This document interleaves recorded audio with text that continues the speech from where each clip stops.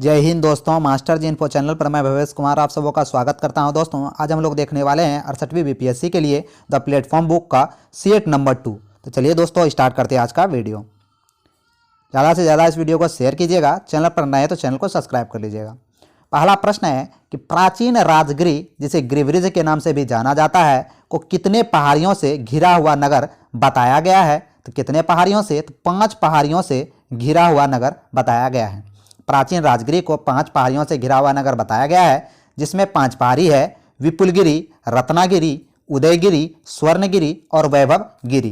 ठीक है दोस्तों, गिरिब्रिज मगध महाजनपद की प्रारंभिक राजधानी थी, यह भी हमें याद रखना है। दूसरा नंबर प्रश्न है, प्रयाग ज्योतिषपुर प्राचीन काल में प्रसिद्ध बौद्ध स्थान किस क्षेत्र से संबंधित था? तो प्रयाग ज्योतिषपुर जो था दोस्तों, यह असम से संबंधित था।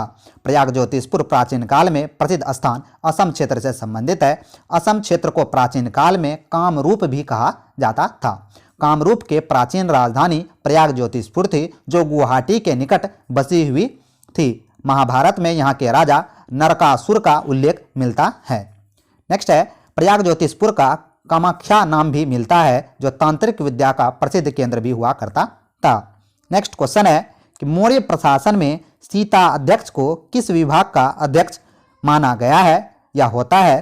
तो तीसरा का जो यहाँ पर सही आंसर होगा दोस्तों, राज्य के भूमि विभाग का प्रमुख। राज्य के भूमि विभाग का प्रमुख को सीता अध्यक्ष कहा गया है।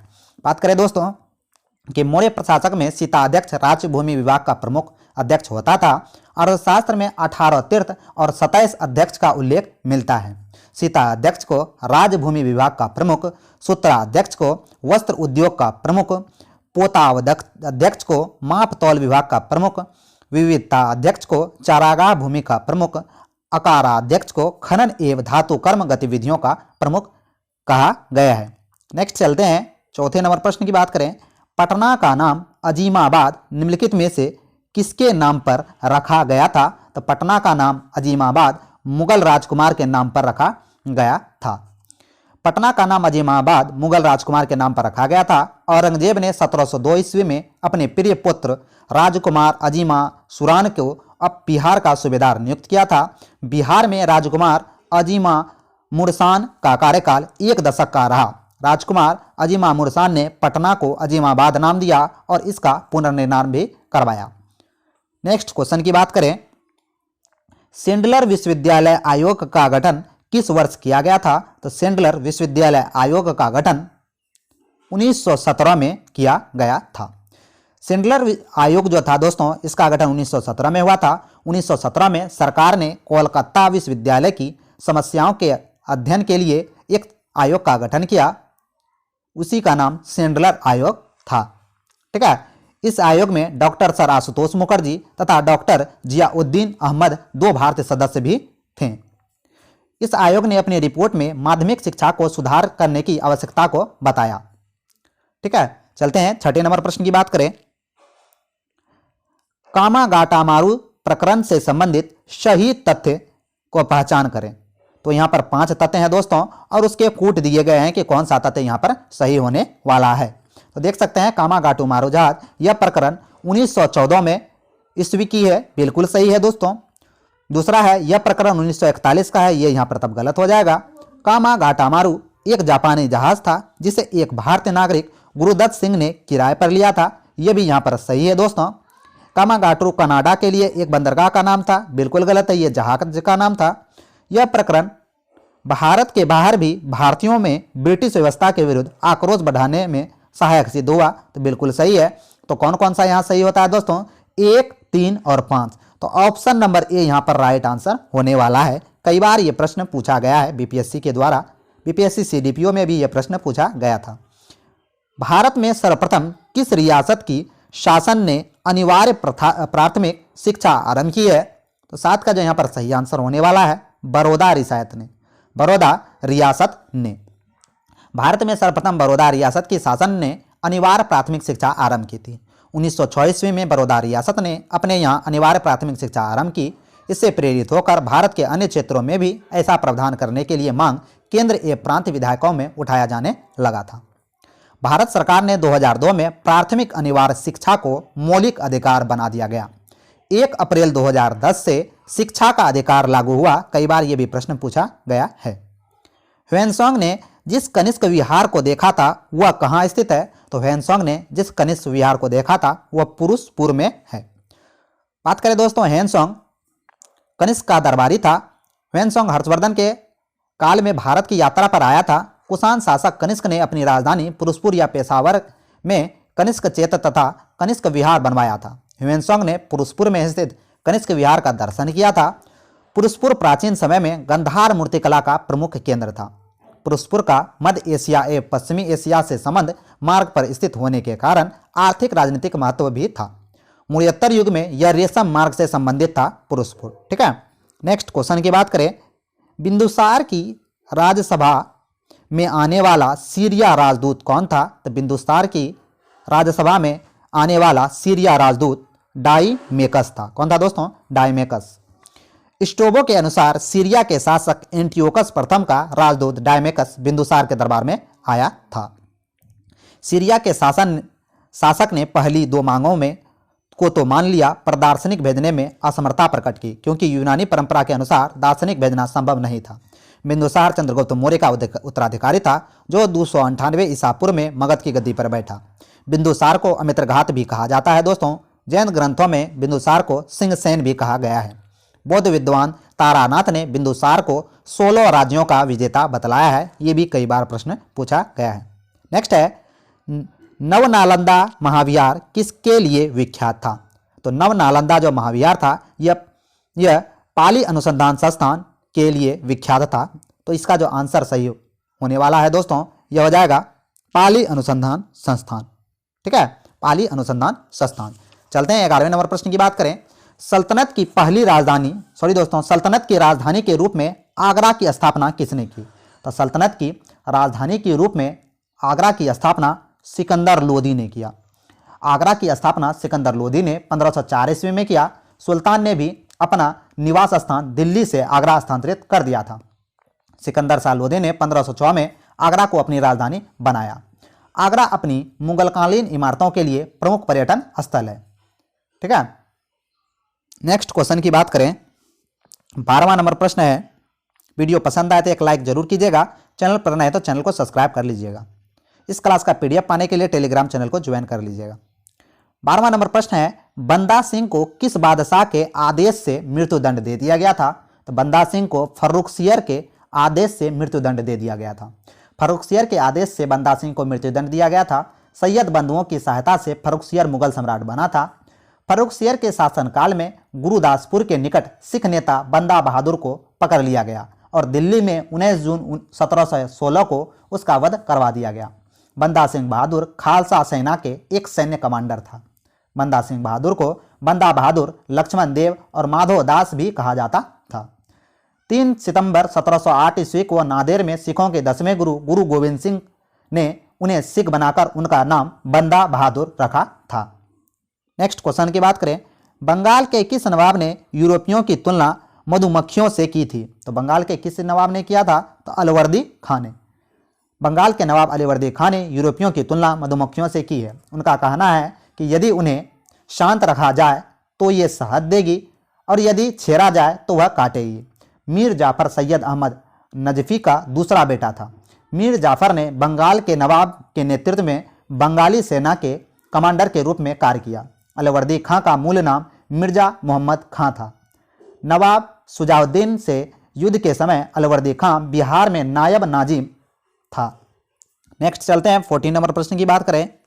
जयप्रकाश नारायण किस पार्टी से संबंधित थे? तो जयप्रकाश जो नारायण थे दोस्तों, यह कांग्रेस समाजवादी पार्टी से संबंधित थे। जयप्रकाश नारायण कांग्रेस समाजवादी पार्टी से संबंधित हैं। इन्होंने वर्ष 1934 में कांग्रेसी समाजवादी पार्टी की स्थापना की थी। इन्हें लोकनायक के नाम से भी जाना जाता है। इन्होंने वर्ष 1974 में इंदिरा गांधी के विरुद्ध संपूर्ण क्रांति आंदोलन भी चलाया था। संपूर्ण क्रांति आंदोलन किसने चलाया, ये कई बार प्रश्न पूछा गया है। तो Jayaprakash Narayan is the right answer. Bharat छोड़ो आंदोलन के दौरान जयप्रकाश नारायण राष्ट्र नेता के रूप में उभर कर सामने आए थे। जयप्रकाश नारायण गैर कांग्रेसी सरकार बनाने में केंद्र में महत्वपूर्ण भूमिका का निर्वहन किया था। नेक्स्ट क्वेश्चन की बात करें, इलाहाबाद की संधि किन्होंने निष्पादित की थी? तो इलाहाबाद की संधि रॉबर्ट क्लाइव, शुजा-उद-दौला और शाह आलम दुत ने निष्पादित की थी। इलाहाबाद की संधि रॉबर्ट क्लाइव, शुजा-उद-दौला एवं शाह आलम दुत ने निष्पादित की थी। बक्सर युद्ध जो 1764 की समाप्ति के बाद रॉबर्ट क्लाइव, अवध के नवाब शुजा-उद-दौला तथा मुगल सम्राट शाह आलम दुत के साथ अलग अलग इलाहाबाद की संधि हुई।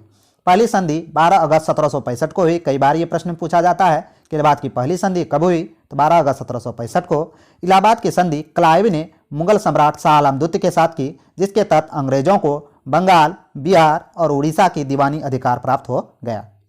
दूसरी जो संधि हुई इलाहाबाद की संधि 16 अगस्त 1765 को हुई, जिसमें इलाहाबाद के एक अन्य संधि अवध का नवाब शुजा-उद-दौला के साथ, जिसके तहत करा और मणिकपुर का क्षेत्र अवध से लेकर मुगल सम्राट को दे दिया गया। नेक्स्ट है 16वां नंबर प्रश्न, बंगाल के तत्वबोधिनी सभा के संस्थापक किसे माना जाता है, तो बंगाल के तत्वबोधिनी सभा के संस्थापक देवेंद्रनाथ टैगोर को माना जाता है। फोर्ट विलियम किस राज्य में स्थित है दोस्तों, तो फोर्ट विलियम जो है यह पश्चिमी बंगाल में स्थित है। फोर्ट विलियम 1698 ईस्वी में ईस्ट इंडिया कंपनी को बंगाल में सुल्तानापाती, कालीघाट और गोविंदपुर की जमींदारी प्राप्त हो गई थी, जिसके बदले उन्हें इन गांवों के पहले के मालिकों को 1200 रुपये देने थे। यह नवीन किलाबंदी बस्ती फोर्ट विलियम कहलाने लगी। Sir Charles Eyre Fort William का पहला प्रेसिडेंट बना, तो यह भी हमें याद रखना है। फोर्ट विलियम नाम इंग्लैंड के राजा विलियम तृतीय के नाम पर रखा गया था। ठीक है। नेक्स्ट है वास्को डी गामा कालीकट किस वर्ष पहुंचा था, तो वास्को डी गामा कालीकट 1498 में पहुंचा था। 17 मई 1498 में वास्को डी गामा सर्वप्रथम बार कालीकट पहुंचा था। वास्को डी गामा को कालीकट के हिंदू राजा मैत्रीपूर्ण बर्ताव किया। कालीकट अथवा कोझिकोड केरल राज्य का एक नगर एवं पतन यानी कि बंदरगाह है। वास्को डी गामा 1524 ईस्वी में कोचीन में मलेरिया से मृत्यु हो गया था। वास्को डी गामा की मृत्यु 1524 में हो गई थी। भारत आने वाला पहला अंग्रेजी जहाज रेड ड्रैगन था, यह भी हमें याद रखना है। जैन धर्म के 3 रत्नों में से कौन सा है, तो जैन धर्मों के 3 रत्नों में पूछ रहा है कि कौन सा है, तो ऑप्शन नंबर ई यहाँ पर हो जाएगा उपरोक्त में से एक से अधिक। सम्यक दर्शन, सम्यक ज्ञान, सम्यक आचरण। सम्यक दर्शन, सम्यक ज्ञान, सम्यक आचरण, तो ऑप्शन नंबर यहाँ पर डी हो जाएगा उपयुक्त में से एक से अधिक।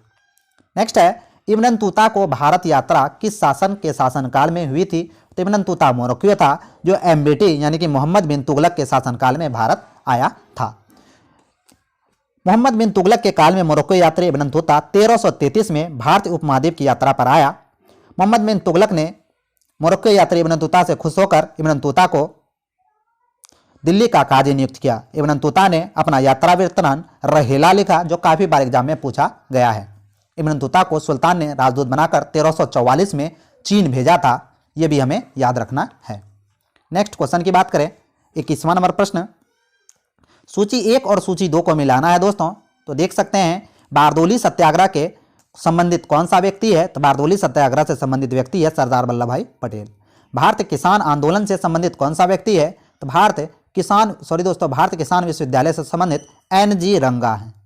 बंगाल प्रजा पार्टी से संबंधित कौन है, तो बंगाल प्रजा पार्टी से संबंधित फजलुल हक हैं। कौन है, फजलुल हक। बकासत संघर्ष से संबंधित कौन है, तो बकासत संघर्ष से संबंधित स्वामी सरजानंद सरस्वती हैं। क्रांतिकारियों के एक गुप्त समाज अभिनव भारत का गठन किया गया था, तो 22 का जो यहाँ पर राइट आंसर होने वाला है दोस्तों VD सावरकर द्वारा। किसके द्वारा, VD सावरकर द्वारा। नेक्स्ट है भारत राष्ट्र कांग्रेस की स्थापना किस वायसराय के काल में हुई थी, तो भारत राष्ट्र कांग्रेस की स्थापना लॉर्ड डफरिन के समय हुई थी। लॉर्ड डफरिन के समय भारत राष्ट्र कांग्रेस की स्थापना हुई थी। कांग्रेस को लॉर्ड डफरिन के दिमाग की उपज भी कहा जाता है। वायसराय लॉर्ड डफरिन के काल में ही भारत राष्ट्र कांग्रेस की स्थापना 28 दिसंबर 1885 को A.O. ह्यूम द्वारा हुई थी। इसका पहला अधिवेशन 28 दिसंबर 1885 को बंबई स्थित गोकुलदास तेजपाल संस्कृत विश्वविद्यालय में आयोजित किया गया था। इसमें कुल 72 प्रतिनिधियों ने भाग लिया था। कांग्रेस के प्रथम अधिवेशन की अध्यक्षता वेंकटेश चंद्र बनर्जी ने की थी। कई बार ये प्रश्न पूछा जाता है। दादाभाई नौरोजी के सुझाव पर इस संगठन का नाम भारत राष्ट्र कांग्रेस कर दिया गया था। डफरिन ने कहा था कांग्रेस केवल सूक्ष्मदर्शी अल्पसंख्यकों का प्रतिनिधित्व करती है। नेक्स्ट है निम्नलिखित में से सही तिथिवार क्रम के नीचे दिए गए कोड से सुनिश्चित कीजिए। तो 24 का जो यहाँ पर राइट आंसर होने वाला है दोस्तों, इसका सही आंसर हो जाएगा CABD। CABD सबसे पहले होम रूल लीग आंदोलन हुआ दोस्तों। होम रूल लीग आंदोलन 1916 में हुआ। उसके बाद बात करें रोलेक्ट एक्ट हुआ 1919 में। उसके बाद बात करें साइमन कमीशन जो 1927 में इसका गठन हुआ था 8 नवंबर 1927 को। फिर गांधी इरविन समझौता 5 मार्च 1931 को हुआ। यही इसका सही क्रम है CABD। नेक्स्ट है स्वतंत्रता के पश्चात गठित अंतरिम मंत्रिमंडल में रक्षा मंत्री किसे बनाया गया था? तो स्वतंत्रता पश्चात गठित अंतरिम मंत्रिमंडल में रक्षा मंत्री बलदेव सिंह को बनाया गया था। बलदेव सिंह को स्वतंत्रता पश्चात गठित अंतरिम मंत्रिमंडल में रक्षा मंत्री बनाया गया। अंतरिम सरकार का गठन 2 सितंबर 1946 को हुआ था। अंतरिम सरकार में कार्यकारी परिषद के उपाध्यक्ष पंडित जवाहरलाल नेहरू थे। अंतरिम सरकार में डॉक्टर राजेंद्र प्रसाद खाद्य एवं कृषि मंत्री बनाए गए थे। अंतरिम सरकार में वित्त मंत्री लियाकत अली थे। वहीं अंतरिम सरकार में की असफलता का मुख्य कारण लियाकत अली द्वारा वित्त अवरुद्धता उत्पन्न करना था। अंतरिम सरकार में जगजीवन राम श्रम मंत्री थे। वहीं स्वतंत्र भारत में अबुल कलाम आजाद प्रथम शिक्षा मंत्री हुए। ये भी हमें याद रखना है। नेक्स्ट है वर्ष 1934 ईस्वी में कांग्रेस समाजवादी पार्टी का गठन किसके द्वारा किया गया था? तो वर्ष 1934 में कांग्रेस समाजवादी पार्टी का गठन किया गया था जयप्रकाश नारायण और आचार्य नरेंद्र देव द्वारा। कांग्रेस समाजवादी पार्टी का गठन जयप्रकाश नारायण एवं आचार्य नरेंद्र देव द्वारा किया गया। वर्ष 1934 में कांग्रेस के अंदर ही जयप्रकाश नारायण और आचार्य नरेंद्र देव, योगेंद्र शुक्ला, मीनू मसानी आदि ने कांग्रेसी समाजवादी पार्टी का गठन किया। जयप्रकाश नारायण बिहार सोशलिस्ट पार्टी से जुड़े हुए थे। बिहार सोशलिस्ट पार्टी का गठन गंगा शरण सिंह, राम वृक्ष बेनापुरी, रामानंद मिश्र ने 1931 में किया था। वर्ष 1942 में जयप्रकाश नारायण ने भारत छोड़ो आंदोलन के दौरान डॉक्टर राम मनोहर लोहिया और अरुणा आसफ अली के साथ मिलकर गुप्त रूप से भारतीय जनता को संगठित किया। वर्ष 1998 में लोकनायक जयप्रकाश नारायण का मरणोपरांत भारत रत्न दिया गया। तो जयप्रकाश नारायण का जो उपनाम है लोकनायक भी इसे कहते हैं। 1998 में इसे भारत रत्न से सम्मानित किया गया, जो कि काफ़ी इंपॉर्टेंट है। भारत छोड़ो आंदोलन 1942 के दौरान बिहार सचिवालय की इमारत पर झंडा फहराने के प्रयास में 7 छात्र अंग्रेजी सरकार की कार्रवाई में शहीद हो गए थे। यह घटना किस तारीख को हुई थी? यह जो घटना थी दोस्तों यह हुई थी 11 अगस्त 1942 को। 11 अगस्त 1942 को पटना सचिवालय कांड हुआ था दोस्तों। बात करें इसके बारे में विश्लेषण की तो भारत छोड़ो आंदोलन 1942 के दौरान बिहार सचिवालय की इमारत पर झंडा फहराने के प्रयास में 7 छात्र अंग्रेजी सरकार की कार्रवाई में शहीद हो गए थे। यह घटना 11 अगस्त 1942 की है। 14 जुलाई 1942 को कांग्रेस कार्यकारिणी समिति द्वारा भारत छोड़ो आंदोलन का प्रस्ताव वर्धा में पारित किया गया था। 9 अगस्त 1942 को राजेंद्र प्रसाद गिरफ्तार कर लिए गए। तत्पश्चात राजेंद्र प्रसाद की गिरफ्तारी का कड़ा विरोध बिहारी छात्रों द्वारा किया गया। बिहार के सभी शैक्षिक केंद्रों में हड़ताल रही और राष्ट्रीय झंडे लहराए गए। 11 अगस्त 1942 को विद्यार्थियों का एक जुलूस ने बिहार सचिवालय की इमारत पर राष्ट्रीय झंडा फहराने की कोशिश की। पटना के तत्कालीन जिलाध्यक्ष WG आचर, कई बार यह प्रश्न पूछा गया है, तभी पटना के जिलाधिकारी कौन थे? तो WG आचर थे, के आदेश पर इस जुलूस पर पुलिस ने गोलियां चलाई। जुलूस के 7 छात्र शहीद हो गए। शहीद होने वाले छात्रों में उमाकांत प्रसाद सिन्हा, रामानंद सिंह, सतीश प्रसाद झा, देवीपद चौधरी, राजेंद्र सिंह, राम गोविंद सिंह और जगतपति कुमार था। इन 7 छात्रों का जो है शहीद हो गए थे। नेक्स्ट क्वेश्चन की बात करें, पटना में होम रूल लीग के अध्यक्ष निम्नलिखित में से कौन थे? तो पटना में होम रूल लीग के अध्यक्ष मजरूल हक थे। पटना में होम रूल लीग के अध्यक्ष मजरूल हक थे। होम रूल आंदोलन के जनक भारत में एनी बेसेंट को कहा जाता है। भारत में होम रूल आंदोलन आयरलैंड से लिया गया था। भारत में होम रूल आंदोलन का सर्वप्रथम बाल गंगाधर तिलक ने प्रारंभ किया था। बिहार में होम रूल लीग की स्थापना का विचार विमर्श के लिए उद्देश्य 16 सितंबर 1916 को पटना में मजरूल हक के नेतृत्व में एक सभा में आयोजन किया गया था। इस सभा से ही बिहार में होम रूल लीग की स्थापना की गई तथा मजरूल हक को इसका अध्यक्ष बनाया गया। वर्ष 1918 ईस्वी में श्रीमती एनी बेसेंट 2 बार पटना की यात्रा पर आए थे। नेक्स्ट चलते हैं 29 नंबर प्रश्न की बात करें। वर्ष 1928 ईस्वी में जमशेदपुर मजदूर हड़ताल को समाप्त कराने के लिए किस राष्ट्र नेता ने अहम भूमिका निभाई थी? तो 29 का राइट आंसर हो जाएगा दोस्तों सुभाष चंद्र बोस ने। सुभाष चंद्र बोस ने 1928 में जगदीशपुर मजदूर हड़ताल को समाप्त करने में मजदूरों एवं प्रबंधकों के बीच समझौता कराने की अपनी महत्वपूर्ण भूमिका निभाई थी। इस आंदोलन का लक्ष्य केवल मजदूरों को तत्कालिक मांगों को स्वीकार कराना और उनकी सुविधाओं को बनाए रखना था। 1920 ईस्वी में एस.एन. हल्दर तथा व्यंकटेश चक्रवर्ती के नेतृत्व में जमशेदपुर वर्कर्स एसोसिएशन की स्थापना हुई थी। 1920, 1922, 1925, 1928 ईस्वी में जमशेदपुर में Tata iron and steel work और कुछ अन्य फैक्ट्रियों की हड़तालें हुई थी। जमशेदपुर लेबर एसोसिएशन को वर्तमान में टाटा वर्कर्स यूनियन के नाम से भी जाना जाता है। सुभाष चंद्र बोस ने 1928 से 1936 तक जमशेदपुर लेबर एसोसिएशन का नेतृत्व किया था। नेक्स्ट है, पटना में पहली बार स्वराज दल की बैठक कब हुई थी? तो पटना में पहली बार स्वराज दल की बैठक 2 जून 1923 को हुई थी। पटना में पहली बार स्वराज दल की बैठक 2 जून 1923 को हुई थी। बिहार स्वराज दल के अध्यक्ष नारायण प्रसाद को बनाया गया था। स्वराज पार्टी का उद्देश्य चुनाव में भाग लेकर सदन के अंदर जाकर ब्रिटिश सरकार को सशक्त विरोध करना था। स्वराज पार्टी ने 1925 ईस्वी में विट्ठल भाई पटेल को स्पीकर बनाने में सफलता पाई थी। जनवरी 1923 ईस्वी में मोतीलाल नेहरू एवं चित्तरंजन दास के नेतृत्व में स्वराज दल का गठन किया गया। फरवरी 1923 में बिहार में भी स्वराज दल गठन किया गया था। C.R. दास को देश बंधु के नाम से भी जाना जाता है। नेक्स्ट है, निम्न में से किस चार्टर अधिनियम के द्वारा बंगाल का गवर्नर जनरल पद को भारत का गवर्नर जनरल पद बना दिया गया? तो यह चार्टर अधिनियम 1833 के द्वारा, चार्टर अधिनियम 1833 के द्वारा बंगाल के गवर्नर जनरल को भारत का गवर्नर जनरल बना दिया गया। इस तरह भारत का प्रथम governor general Lord William Bentinck हुआ। लॉर्ड विलियम बेंटिंक बंगाल का अंतिम गवर्नर जनरल तथा भारत का प्रथम गवर्नर जनरल बन गया। चार्टर 1833 के अन्य प्रावधानों में से गवर्नर जनरल की कार्यकारिणी परिषद में चौथे सदस्य के रूप में एक विधि सदस्य शामिल किया गया, जिससे लॉर्ड मैकाले पहला विधि सदस्य बना। भारत में दास व्यापार पर प्रतिबंध भी 1833 चार्टर एक्ट के द्वारा लगा। सत्ता का केंद्रीकरण भी 1833 चार्टर एक्ट के तहत हुआ। बंगाल का प्रथम गवर्नर जनरल कौन था दोस्तों? बंगाल का प्रथम गवर्नर जनरल वॉरेन हस्टिंग था। यह भी हमें याद रखना है। नेक्स्ट है, 1858 के उपरांत समाज सुधार के प्रति ब्रिटिश सरकार की क्या नीति थी? तो 32 का राइट आंसर हो जाएगा, इससे अलग रहने की नीति थी। 1858 के उपरांत समाज सुधार के प्रति ब्रिटिश सरकार की नीति इससे अलग रहने की थी। 1858 की घोषणा में सामग्री ने अपनी भारतीय प्रजा को आश्वासन दिया कि उनके धार्मिक विश्वासों में कोई हस्तक्षेप नहीं किया जाएगा, बल्कि उनके प्राचीन विश्वासी अस्थायी और परंपराओं का सम्मान किया जाएगा। कुछ समाज सुधार अधिनियमों का भारतीय रूढ़िवादियों ने विरोध किया था। इसी कारण महारानी ने अपनी उद्घोषणा में भी यह कहा था कि अब लोगों को धार्मिक मामलों में क्राउन हस्तक्षेप नहीं करेगा। बाद के दिनों में ब्रिटिश सरकार द्वारा भारतीयों के उद्धार करने की नीति को परित्याग कर दिया गया।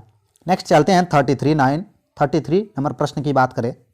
वीडियो पसंद आए तो एक लाइक जरूर कीजिएगा, चैनल पर नए तो चैनल को सब्सक्राइब कर लीजिएगा। चीनी यात्री भारत को क्या कहते थे? चीनी यात्री भारत को क्या कहते थे दोस्तों? तो यिनतू कहते थे। चीनी यात्री भारत को यिनतू कहते थे। चीनी यात्री भारत को यिनतू कहते थे। ईसा की प्रथम शताब्दी में चीन में बौद्ध धर्म का प्रवेश होने पर चीनियों ने भारत के लिए तीनिचू शब्द का प्रयोग किया। ह्वेनसोंग के बाद वहां पर तीनचू शब्द का चलन हो गया। चीन ने भारत को चंद्रभूमि नाम से भी संबोधित किया था। नेक्स्ट है, मुस्लिम लीग ने मुक्ति दिवस कब मनाया था? तो मुस्लिम लीग ने मुक्ति दिवस 1939 में, जब प्रांतों में कांग्रेस मंत्रिमंडल ने त्यागपत्र दे दिया था, तभी मुस्लिमों ने मुक्ति दिवस मनाया था। बात करें दोस्तों को 22 दिसंबर 1939 को मुस्लिम लीग ने मुक्ति दिवस मनाया। द्वितीय विश्व युद्ध में अंग्रेजों ने बिना कांग्रेस के सलाह के भारत को द्वितीय राष्ट्र घोषित कर दिया था, युद्ध राष्ट्र घोषित कर दिया गया था। इसके विरोध में कांग्रेस की प्रांतीय मंत्रिमंडलों ने त्यागपत्र दे दिया। 1935 के भारत सरकार अधिनियम के अधीन पहला चुनाव 1937 में हुआ था। कांग्रेस ने बंबई, मद्रास, यूपी, बिहार, उड़ीसा एवं मध्य प्रांत में पूर्ण बहुमत प्राप्त किया। कांग्रेस ने इन प्रांतों में सरकार बनाई थी। ठीक है, चलते हैं नेक्स्ट क्वेश्चन की बात करें दोस्तों। 35 नंबर प्रश्न है, किसने 1840 ईस्वी के करीब कूका आंदोलन को प्रारंभ किया था? तो कूका आंदोलन को किसने प्रारंभ किया था दोस्तों? तो भगत जवाहर मल ने कूका आंदोलन को प्रारंभ किया था। बात करें दोस्तों कि 1840 के करीब भगत जवाहर मल ने कूका आंदोलन प्रारंभ किया। इस आंदोलन का उद्देश्य सिख धर्म में फैली बुराइयों और सामाजिक अंधविश्वासों को दूर करना था। प्रारंभ में कूका आंदोलन एक धार्मिक सुधार आंदोलन था। पंजाब को अंग्रेजी साम्राज्य में मिला लेने जाने के कारण इस आंदोलन को राजनीतिक रूप ले लिया। कूका आंदोलन 1872 ईस्वी में पंजाब क्षेत्र में हिंसक हुआ था। सिखों के नामधारी संप्रदाय के लोग कूका भी कहलाते थे। बालक सिंह और राम सिंह के नेतृत्व में कूका विद्रोह हुआ था। कूका विद्रोह को कूका लहर नाम से भी जाना जाता है। नेक्स्ट है, वृहद या महान हिमालय में पाए जाने वाले प्रमुख चोटियों को क्रम ऊंचाई के आधार पर अवरोही क्रम में निम्न में से कौन सा विकल्प व्यवस्थित है? तो कौन सा विकल्प व्यवस्थित है दोस्तों? तो देख सकते हैं option number C, Mount Everest, Kanchenjunga, Makalu, Dhaulagiri, Nanga Parbat और अन्नपूर्णा पर्वत। ऑप्शन नंबर सी यहाँ पर राइट आंसर हो जाएगा। माउंट एवरेस्ट की ऊंचाई की बात करें तो 88-50 मीटर है, कंचनजंगा 85-98 मीटर है, मकालू 84-81 मीटर है, धौलागिरी 81-72 मीटर है, नंगा पर्वत 81-26 मीटर है, अन्नपूर्णा 8078 मीटर है। नेक्स्ट क्वेश्चन की बात करें, निम्नलिखित में से भारत के किस राज्य का समुद्री तट सबसे अधिक लंबा है? तो भारत के किस राज्य का समुद्री तट सबसे अधिक लंबा है? तो आंध्र प्रदेश का, निम्न में से आंध्र प्रदेश का। ठीक है, ऐसे डायरेक्ट पूछे तो ये गुजरात का है, सबसे लंबा तट है जो कि 1214.5 किलोमीटर है, और आंध्र प्रदेश का 973 किलोमीटर है। ठीक है, सबसे लंबे समुद्र तट राज्य डायरेक्ट पूछे तो गुजरात का हो जाएगा। इसमें गुजरात ऑप्शन में नहीं है, तो ऑप्शन नंबर बी यहाँ पर राइट आंसर हो जाएगा, क्योंकि निम्नलिखित में से पूछ रहा है। तो बीपीएससी इस तरह के प्रश्न पूछते हैं दोस्तों। तो ये सब प्रश्न को हम लोग आराम से पहले पढ़ेंगे, उसके बाद इसका सॉल्यूशन करेंगे। बात करें भारत में सबसे लंबा समुद्री तट गुजरात का है 1214.5 किलोमीटर। भारत में सबसे छोटा समुद्री तट गोवा का है, ये भी हमें याद रखना है। भारत के समुद्र तट की कुल लंबाई 7516.6 किलोमीटर है। भारत के मुख्य भूमि के तटीय लंबाई 6100 किलोमीटर है, ये भी हमें याद रखना है। भारत के 9 राज्यों की सीमा समुद्र तटरेखा से लगती है। विश्व में सबसे लंबी समुद्र तटीय देश कनाडा है। शीर्ष 3 लंबा समुद्र तटीय राज्यों का क्रम इस प्रकार है, पहला है गुजरात, उसके बाद आंध्र प्रदेश, उसके बाद तमिलनाडु। पहला गुजरात, दूसरे बाद ये आंध्र प्रदेश दूसरे स्थान पर है, और तमिलनाडु तीसरे स्थान पर है। ये सब भी हमें याद रखना है। कल्लू, कांगड़ा, नामचा बड़वा तथा नंगा पर्वत पहाड़ी किस क्षेत्र हिमालय प्रदेशिक विभाजन के किस खंड के अंतर्गत आता है दोस्तों? तो यह असम हिमालय के अंतर्गत आता है। कुल्लू, मनाली, कंगारा, नामचा बड़वा पर्वत, नंगा पर्वत असम हिमालय के प्रादेशिक विभाजन खंड के अंतर्गत आता है, यह हमें याद रखना है। नेक्स्ट चलते हैं 39 नंबर प्रश्न की बात करें। काराकोरम दर्रा, द्वेपांगला दर्रा तथा खुरदुला दर्रा से संबंधित सही तथ्य को पहचान करें। 39 में सही तथ्य का पहचान करना है दोस्तों। तो देख सकते हैं ये सभी भारत चीन के बीच मार्ग प्रदान करता है, बिल्कुल सही है। दूसरा है ये सभी महान हिमालय क्षेत्र में आते हैं, बिल्कुल गलत। ये सभी लघु हिमालय में आते हैं, बिल्कुल गलत। ये सभी बाह्य हिमालय में आते हैं, बिल्कुल गलत। तो पहला ही ऑप्शन सिर्फ सही है, तो ऑप्शन नंबर ए यहाँ पर राइट आंसर हो जाएगा। टेरा रोसा का प्रारूपिक विकास उस भूभाग में होता है जिसमें क्या होता है? तो टेरा रोसा के बारे में यहाँ पूछ रहा है दोस्तों। तो टेरा रोसा जो हो जाएगा ये चूना पत्थर में होता है। टेरा रोसा का प्राकृतिक विकास चूना पत्थर में होता है। जब किसी क्षेत्र में जमीन के अंदर पानी का रिसाव होता है तो उस मिट्टी के कई तत्वों का नष्ट कर देता है। इससे मिट्टी में रासायनिक परिवर्तन होता है। ठीक है, नेक्स्ट चलते हैं 41 नंबर प्रश्न की बात करें। टेम्पारल पवन कहाँ प्रभावित होती है? तो टेम्पारल जो पवन है दोस्तों यह मध्य अमेरिका में प्रभावित होती है। पोर्टजोल क्या है दोस्तों? तो पोर्टजोल जो है यह क्या है, यह प्रश्न पूछा जा रहा है। तो पोर्टजोल कोणधारी वन प्रदेशों में पाए जाने वाली मिट्टी है। पोर्टजोल कोणधारी वन प्रदेशों में पाए जाने वाली मिट्टी है। पोर्टजोल मिट्टियाँ मुख्यतः उत्तरी अमेरिका तथा यूरेशिया में 60 डिग्री उत्तरी अक्षांश के उत्तर टेंगा वन प्रदेशों में पाई जाती है। मिट्टी के अध्ययन के विज्ञान को पेडोलॉजी कहते हैं। पेडोजोल मिट्टी का रंग राख जैसा होता है तथा इस मिट्टी की गहराई में भी कम होती है। इस मिट्टी में ह्यूमस तथा चूना पदार्थों की कमी होती है। नेक्स्ट चलते हैं 43 नंबर प्रश्न की बात करें। समुद्र में घनत्व बढ़ता है तो ऐसे में क्या होता है? तो समुद्र में जब घनत्व बढ़ेगा दोस्तों तब क्या होगा? लवणता बढ़ती है तथा गहराई कम होती है। ऑप्शन नंबर डी यहाँ पर राइट आंसर हो जाएगा। निम्नलिखित में से किन महासागरों का निर्माण पोंजिया के टूटने के कारण होता है? तो पोंजिया के टूटने के कारण किस महासागर का निर्माण होता है दोस्तों? तो इसका सही आंसर हो जाएगा ऑप्शन नंबर ई। ऑप्शन नंबर ई इसका सही आंसर हो जाएगा दोस्तों। महासागरों का निर्माण जर्मन वैज्ञानिक अल्फ्रेड वेगनर के अनुसार महाद्वीप विस्थापन के कारण होता है। किसके कारण? महाद्वीप विस्थापन के कारण होता है। नेक्स्ट है 45 नंबर प्रश्न है। एशियाटिक बब्बर शेर का निवास कहाँ है? तो एशियाटिक बब्बर शेर का निवास गिर वन में है जो कि गुजरात में है। नेक्स्ट है निम्नलिखित में कौन अंतरिक्ष में नहीं पाया जाता है। तो कौन सा अंतरिक्ष में नहीं पाया जाता है दोस्तों। तो अंतरिक्ष में ब्रिटल स्टार नहीं पाया जाता है। अंतरिक्ष में ब्रिटल स्टार नहीं पाया जाता है। पल्सर, क्वासर तथा ब्लैक होल अंतरिक्ष में पाए जाते हैं। ब्रिटल स्टार का संबंध अंतरिक्ष से ना होकर समुद्र से है, यह भी हमें याद रखना है। 47 नंबर प्रश्न है मानस नदी किस नदी की उपनदी है दोस्तों। तो मानस जो नदी है यह ब्रह्मपुत्र की उपनदी है, यह सहायक नदी है। निम्नलिखित में कौन सा महाद्वीप क्षेत्रफल के अनुसार सबसे बड़ा महाद्वीप है। तो क्षेत्रफल के अनुसार सबसे बड़ा महाद्वीप है अफ्रीका।